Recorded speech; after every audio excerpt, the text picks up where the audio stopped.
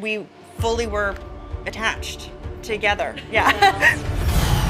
So this is your first hunt, and you've come to the most dangerous planet in the universe.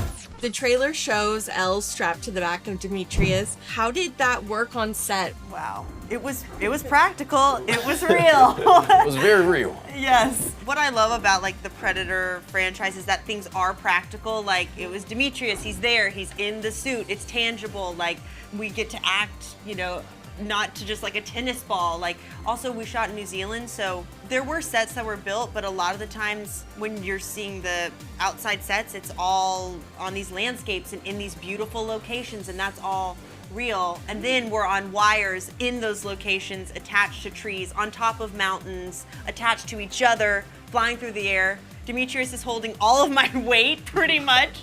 It was a lot of harness work, and we fully were attached together. Yeah. With my legs were up in the air in blue tights, and we're going up the hillsides, and it's crazy. The beginning of the process, we started talking and devising like what's the methodology for doing it, and by the end of the movie we had done literally every different kind of process, from wires to a wheelbarrow that was invented. True. Where he's basically hauling a wheelbarrow that holds her legs that, and gives some sort of support. And then eventually, thanks to the brilliant Elle Fanning, who one day was like, why don't I try just like doing it myself, just standing up and we can kind of walk backwards. Wouldn't it be cool to pull off like a thing where we didn't need wires or anything, it's just me doing, and works magically, and then from then on, we kind of try to do that as much as possible. Yeah. And then we would have to be, okay, what leg are you starting on? Yeah. Wait, left, right, I'm walking backwards. So we had to time that out so we wouldn't step on each other. I could help you.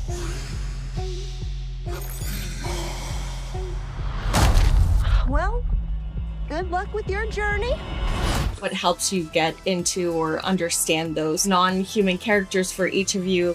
In terms of like finding the humanity of the character, I don't think that's the right word. It's more like I was just trying to connect with what a predator has been through and what a predator, his whole kind of like where he's come from. Why is he doing what he's doing? Why does he move like the way he moves? I think in doing so, like us as humans are able to connect to certain elements of that, where he's, runs up the litter, or he's, undersized, against all odds. As humans, we can, connect with those themes. But yeah, like he's an alien. You know what I mean? He'll rip your face off if you step the wrong way.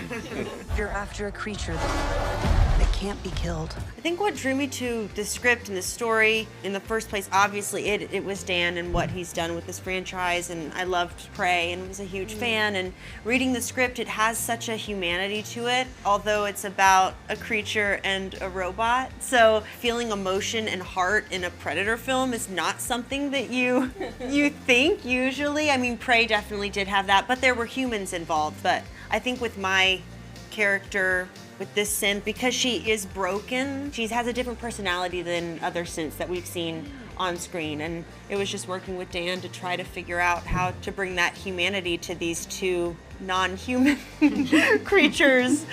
Very unlikely friendship, I would say, that formed. Here, you're not the predator. You're the prey.